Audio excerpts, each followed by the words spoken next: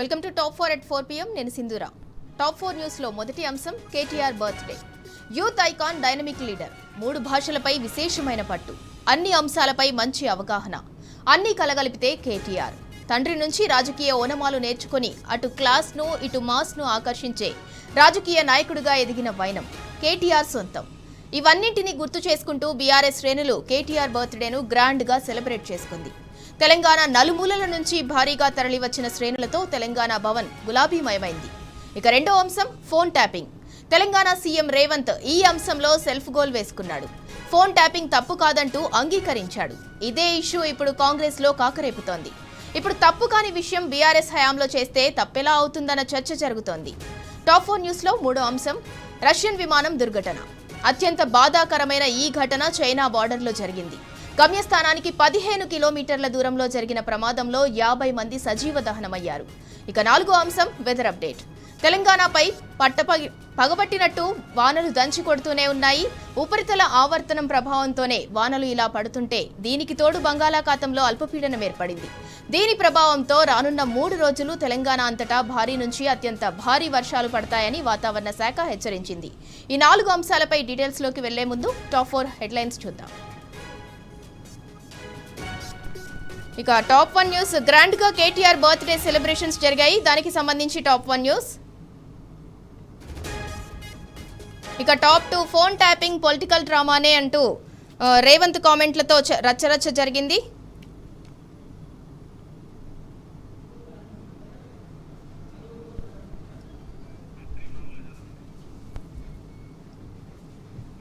ఇక top 3 news కి సంబంధించిన డీటెయిల్స్ చూద్దాం. చైనా బార్డర్ లో కుప్పకూలిన రష్యా విమానం, 50 మంది దుర్మరణం. దానికి సంబంధించి టాప్ 3.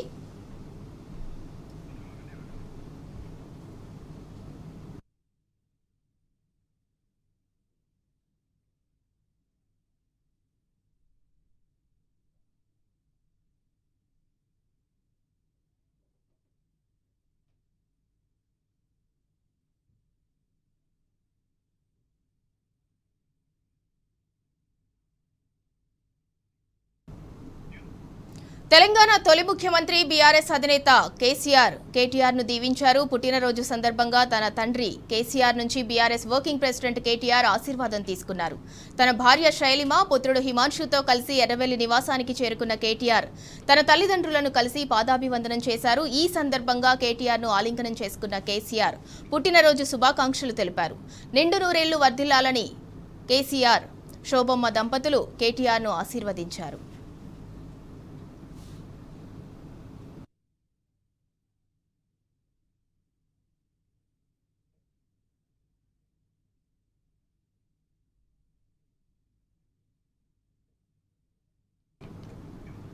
తెలంగాణ తొలి ముఖ్యమంత్రి బీఆర్ఎస్ అధినేత కేటీఆర్ ను దీవించారు. పుట్టినరోజు సందర్భంగా తన తండ్రి కేసీఆర్ నుంచి బీఆర్ఎస్ వర్కింగ్ ప్రెసిడెంట్ కేటీఆర్ ఆశీర్వాదం తీసుకున్నారు. తన భార్య శైలిమ, పుత్రుడు హిమాంశుతో కలిసి ఎర్రవెల్లి నివాసానికి చేరుకున్న కేటీఆర్ తన తల్లిదండ్రులను కలిసి పాదాభివందనం చేశారు. ఈ సందర్భంగా కేటీఆర్ ను ఆలింగనం చేసుకున్న కేసీఆర్ పుట్టినరోజు శుభాకాంక్షలు తెలిపారు. నిండు నూరేళ్లు వర్ధిల్లాలని కేసీఆర్, శోభమ్మ దంపతులు కేటీఆర్ ను ఆశీర్వదించారు.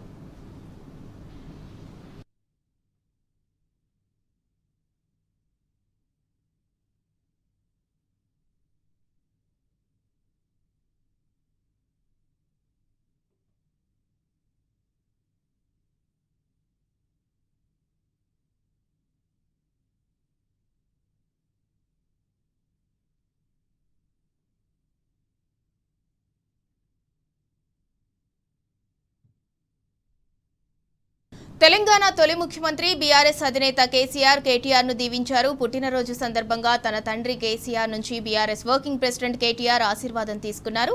తన భార్య శైలిమ, పుత్రుడు హిమాంశుతో కలిసి ఎర్రవెల్లి నివాసానికి చేరుకున్న కేటీఆర్ తన తల్లిదండ్రులను కలిసి పాదాభివందనం చేశారు. ఈ సందర్భంగా కేటీఆర్ ను ఆలింగనం చేసుకున్న కేసీఆర్ పుట్టినరోజు శుభాకాంక్షలు తెలిపారు. నిండు నూరేళ్లు వర్ధిల్లాలని కేసీఆర్, శోభమ్మ దంపతులు కేటీఆర్ ను ఆశీర్వదించారు.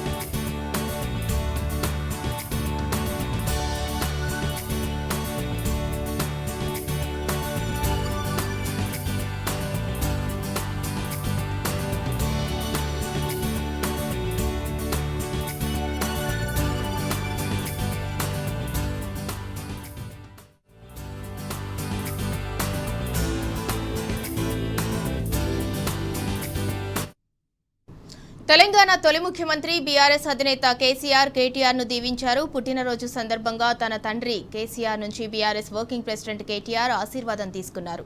తన భార్య శైలిమ, పుత్రుడు హిమాంశుతో కలిసి ఎర్రవెల్లి నివాసానికి చేరుకున్న కేటీఆర్ తన తల్లిదండ్రులను కలిసి పాదాభివందనం చేశారు. ఈ సందర్భంగా కేటీఆర్ ను ఆలింగనం చేసుకున్న కేసీఆర్ పుట్టినరోజు శుభాకాంక్షలు తెలిపారు. నిండు నూరేళ్లు వర్ధిల్లాలని కేసీఆర్, శోభమ్మ దంపతులు కేటీఆర్ ను ఆశీర్వదించారు.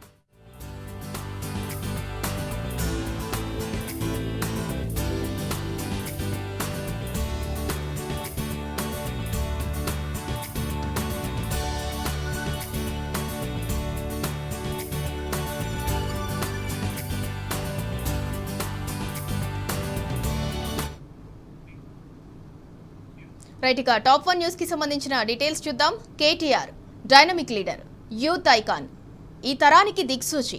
తెలంగాణ ఐటీ మంత్రి అంటే మదిలో మెదిలే పేరు. కేటీఆర్ తెలంగాణ రాజకీయాల్లో ప్రధాన రాజకీయ నాయకుడిగా వ్యవహరిస్తున్న కేటీఆర్ తండ్రి వారసత్వంగా రాజకీయాల్లోకి వచ్చాడు. తండ్రి అలుపెరగని తెలంగాణ రాష్ట్ర సాధన ఉద్యమం చేస్తున్న క్రమంలో అనూహ్యంగా రాజకీయ రంగంలోకి దిగారు. తండ్రికి చేదోడు వాదోడుగా ఉంటూ వచ్చిన ఆయన తర్వాత బీఆర్ఎస్ పార్టీ వర్కింగ్ ప్రెసిడెంట్గా నియమితులయ్యారు. ఇవాళ కేటీఆర్ పుట్టినరోజు.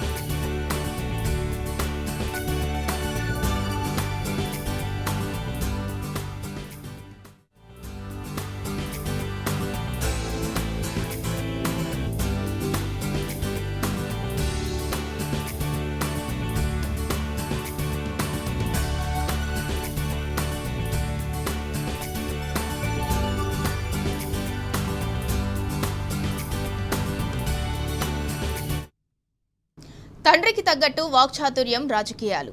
కేటీఆర్కు వెన్నతో పెట్టిన విద్య. మాస్, క్లాస్ వర్గాలను కలుపుకోవటంలో కేటీఆర్ది డిఫరెంట్ స్టైల్. తండ్రి కేసీఆర్ మాదిరి కేటీఆర్కు భాషపై విశేషమైన పట్టు ఉంది. సామెతలు, కథలు, ఇతిహాసాలు అన్నింటిపైన కేటీఆర్కి అవగాహన ఉంది. ఆంగ్ల భాషపై కూడా కేటీఆర్ అపారమైన జ్ఞానం ఉంది. విదేశీయుల మాదిరి అక్కడి స్లాంగ్లో కేటీఆర్ అనర్గళంగా మాట్లాడగలుగుతాడు. అతడి భాషే కేటీఆర్ను అంతర్జాతీయ స్థాయిలో సత్తా చాటేలా చేసింది. హైదరాబాద్లో జరిగిన ప్రతిష్టాత్మక అంతర్జాతీయ సదస్సులో ప్రస్తుత అమెరికా అధ్యక్షుడు డొనాల్డ్ ట్రంప్ కుమార్తె ఇవాంకా ట్రంప్తో కేటీఆర్ అద్భుతంగా మాట్లాడారు.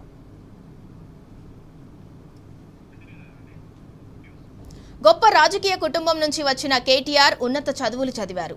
అతడి పేరు వెనుక 2 పేజీల పట్టాలున్నాయి.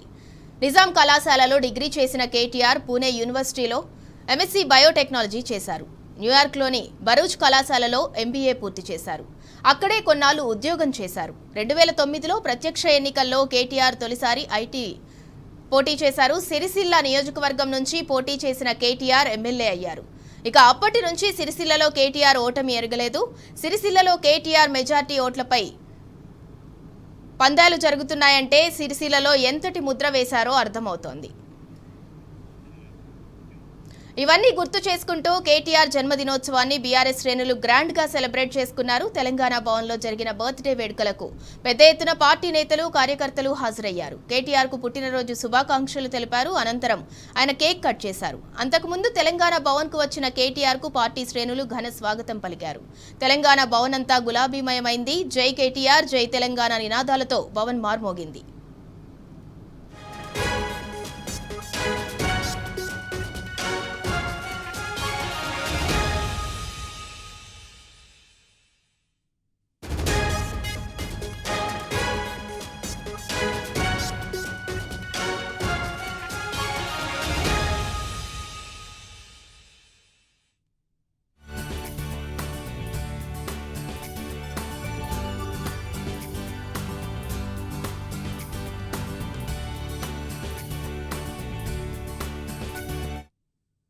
ఇక ఇదే అంశానికి సంబంధించి మరింత సమాచారం మా ప్రతినిధి లివిల్ రెడ్డి అందిస్తారు. లివిల్ రెడ్డి, తెలంగాణ భవన్లో BRS working president KTR birthday వేడుకలైతే గ్రాండ్ గా జరిగాయి. మరోపక్క ఎర్రవెల్లి నివాసానికి బీఆర్ఎస్ అధినేత దంపతుల దగ్గరికి బీఆర్ఎస్ వర్కింగ్ ప్రెసిడెంట్ కేటీఆర్ వెళ్లి ఆశీర్వాదం తీసుకున్నారు. దానికి సంబంధించి పూర్తి డీటెయిల్స్ ఏంటి? వాళ్ళ బీఆర్ఎస్ వర్కింగ్ కేటీఆర్ జన్మదిన సందర్భంగా తెలంగాణ భవన్ లో ఘనంగా నిర్వహించారు. చాలా మంది బీఆర్ఎస్ వర్కింగ్ కేటీఆర్ మొదటి నుంచి కూడా గిఫ్ట్ స్మైల్ అనే కార్యక్రమానికి శ్రీకారం చుట్టారు. ఆ కార్యక్రమంలో భాగంగా చాలా మంది నిరసహాయులు కావచ్చు, ఇతర ఎవరైతే అర్హులు ఉంటారో వారికి ఇటు సామాగ్రితో పాటు వారికి కావాల్సిన సామాగ్రిని అందజేశారు. ఇవాళ కూడా చాలా పెద్ద ఎత్తున బీఆర్ఎస్ పార్టీకి సంబంధించిన లీడర్లంతా, నాయకులంతా కూడా గిఫ్ట్ స్మైల్ కార్యక్రమంలో భాగంగా వికలాంగులకు ట్రైసైకిళ్లతో పాటు చాలా మంది విద్యార్థులకు సైకిళ్లు, ఇటు విద్యార్థులకు పుస్తకాల పంపిణీ కేటీఆర్ జన్మదినం చేశారు. దీనికి మాజీ మంత్రులు, ఎమ్మెల్యేలు, ఎమ్మెల్సీలు, ఇతర మాజీ ఎమ్మెల్యేలు, ఇతర మాజీ కార్పొరేషన్ చైర్మన్లు, ముఖ్య నాయకులంతా కూడా హాజరయ్యారు. తదనంతరం రైట్, థ్యాంక్ యూ లివిల్ రెడ్డి.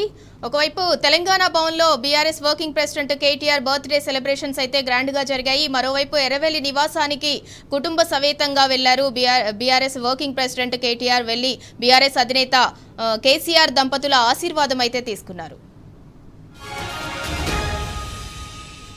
ఇక టాప్ 2 న్యూస్ కి సంబంధించిన డీటెయిల్స్ చూద్దాం. అడవిలో ఏనుగు చూస్తే అంతటి సింహం కూడా వణికిపోతుంది. కానీ అదే గజరాజు ఒక్కోసారి విచక్షణ కోల్పోతుంది. తన మీద తానే మట్టి పోసుకుంటుంది. ఇప్పుడు రేవంత్ కూడా ఇదే చేశాడు. ఫోన్ ట్యాపింగ్ విషయంలో సెల్ఫ్ గోల్ వేసుకున్నాడు. తాను చేస్తే ఒప్పు, ఇతరులు చేస్తే తప్పు అన్నట్టు వ్యవహరించాడు. బీఆర్ఎస్ హయాంలో ఫోన్ ట్యాపింగ్ నేరం, ఘోరమంటూ గగ్గోలు పెట్టిన ముఖ్యమంత్రి ఇప్పుడు ఫోన్ ట్యాపింగ్ తప్పేమీ కాదంటూ తేల్చేశారు. తమ ప్రభుత్వం కూడా ఫోన్లు ట్యాప్ చేస్తోందని అంగీకరించాడు.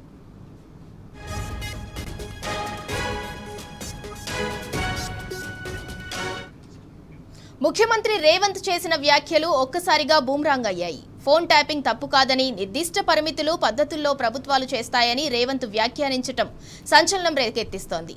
ఇదే అంశంపై బీఆర్ఎస్ చాలా రోజుల నుంచి కాంగ్రెస్ ను ప్రశ్నిస్తోంది. అలాంటిది ఒక్కసారిగా ఫోన్ ట్యాపింగ్ వ్యవహారాన్ని ముఖ్యమంత్రి రేవంత్ సమర్థించుకోవటం బీఆర్ఎస్ కు అయాచిత వరంగా మారింది.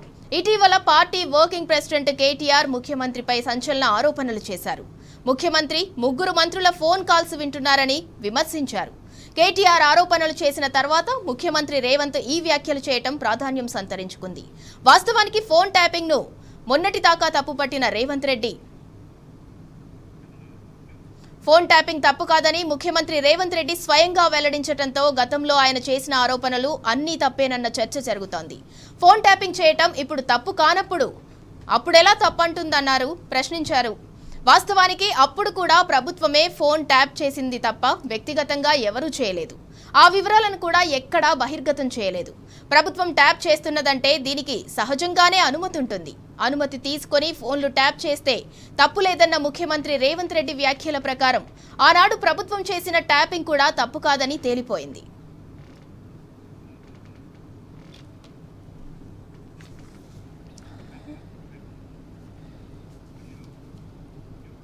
ఇక ఇదే అంశానికి సంబంధించి మరింత సమాచారం మా క్రైమ్ బ్యూరో చీఫ్ భాస్కర్ అందిస్తారు. భాస్కర్, ఫోన్ ట్యాపింగ్ తప్పేమీ కాదంటూ సీఎం రేవంత్ రెడ్డి వ్యాఖ్యలు చేశారు. దాన్ని ఎలా చూడాలి? రేవంత్ రాజకీయ కుట్రలో అధికారులు బలైపోతున్నారు అనుకోవచ్చా? ప్రస్తుతానికి రేవంత్ రెడ్డి కామెంట్స్ రాజకీయాలు తెలుగువారాన్ని రేపే అని చెప్పుకోవచ్చు. ఫోన్ ట్యాపింగ్ సంబంధించి అది ఫోన్ ట్యాపింగ్ నేరం ఘోరం కాదు అంటూ స్వయంగా ముఖ్యమంత్రి స్థాయి వ్యక్తి అట్లాంటి మాటలు మాట్లాడడం పట్ల ఇప్పుడు కొంత అనుమానాలు కలుగుతా ఉన్నాయి. ఇటీవల టీఆర్ఎస్ వర్కింగ్ ప్రెసిడెంట్ కేటీఆర్ ఒక వారం రోజుల క్రితం కొన్ని వ్యాఖ్యలు చేశారు. ఆ పార్టీలో ఉన్నటువంటి ఏవైతే కాంగ్రెస్ పార్టీలో ఉన్నటువంటి మంత్రులు కావచ్చు, ఎమ్మెల్యేలు కావచ్చు, వాళ్ళ పైన నిఘా పెరుగుతోంది. 3 మంత్రులకు సంబంధించినటువంటి ఫోన్లు ట్యాప్ జరుగుతున్నాయని చెప్పారు. దీన్ని కప్పిపుచ్చుకోవడానికి, అదేవిధంగా దీన్ని వెంటనే ఈ విషయం బయటకు రావడంతో ఆత్మ పరిశీలనలో పడ్డటువంటి రేవంత్ సర్కారు ఫోన్ ట్యాపింగ్ తప్పు కానే కాదు అంటూ తెలుపుకొని కొట్టుకున్నటువంటి పరిస్థితి కనిపిస్తారు. తాను చేస్తే ఒప్పు, ఇతరులు చేస్తే మాత్రం తప్పు అన్నట్టుగా విన్నపిస్తున్నటువంటి పరిస్థితి కనిపిస్తుంది. ఫోన్ ట్యాపింగ్ నేరం ఘోరం అంటూ మొన్నటిదాకా వెలుగులు పెట్టినటువంటి కాంగ్రెస్ పార్టీ, రేవంత్ సర్కారు, రేవంత్ రెడ్డితో పాటు ఇతర మంత్రులు పెద్ద ఎత్తున దీనికి సంబంధించి అసలు ఏదో జరిగిపోయిందని చెప్పుకుంటున్నటువంటి పరిస్థితి. కానీ ఇప్పుడు ఫోన్ ట్యాపింగ్ తప్పేమీ కాదంటూ నీతి చుట్టూ చెప్తున్నటువంటి పరిస్థితి కనిపిస్తుంది. తమ ప్రభుత్వం కూడా ఫోన్లు ట్యాప్ చేస్తున్నది పరోక్షంగానే ముఖ్యమంత్రి అంగీకరించినటువంటి పరిస్థితి కనిపిస్తుంది. ఫోన్ ట్యాపింగ్ వ్యవహారంతో దాదాపు 18 నెలల కాలంగా రాష్ట్ర ప్రభుత్వం టైంపాస్ చేస్తూ ఇచ్చినటువంటి హామీలను గురించడం, వారిపైన అసత్య ప్రచారాలు చేయడం, పొద్దున్న లేస్తే అనేక అవినీతి ఆరోపణలు ఎదుర్కొంటున్నటువంటి ప్రభుత్వం ప్రతిపక్షాలను ఇరుకున పెట్టే విధంగా వ్యవహరించడం అయితే కనిపించింది. కానీ ఇప్పుడు ఫోన్ ట్యాపింగ్ తప్పు కాదు, ఫోన్ ట్యాపింగ్ చేసే అధికారం ప్రభుత్వాలకు ఉంది. Right, thank you Bhaskar. ఇక ఫోన్ ట్యాపింగ్ తప్పేమీ కాదంటూ సీఎం రేవంత్ రెడ్డి వ్యాఖ్యానించారు. తమ ప్రభుత్వం కూడా ఫోన్లు ట్యాప్ చేస్తోందని పరోక్షంగా అయితే ఆయన అంగీకరించారు. దాంతో కాంగ్రెస్ పార్టీలో రేవంత్ కామెంట్స్ అయితే బూమరాంగ్ అయ్యాయి. ఇటీవలే రేవంత్ పై సంచలన వ్యాఖ్యలు చేశారు కేటీఆర్. 3 మంత్రుల ఫోన్ కాల్స్ ని సీఎం వింటున్నారని కూడా బీఆర్ఎస్ వర్కింగ్ ప్రెసిడెంట్ కేటీఆర్ అనడం జరిగింది. ఫోన్ ట్యాపింగ్ తప్పు కాదని రేవంతే చెప్పడంతో ఇన్నాళ్ళు ఆయన చేసిన ఆరోపణలన్నీ కూడా తప్పే అని బట్టబయలైంది.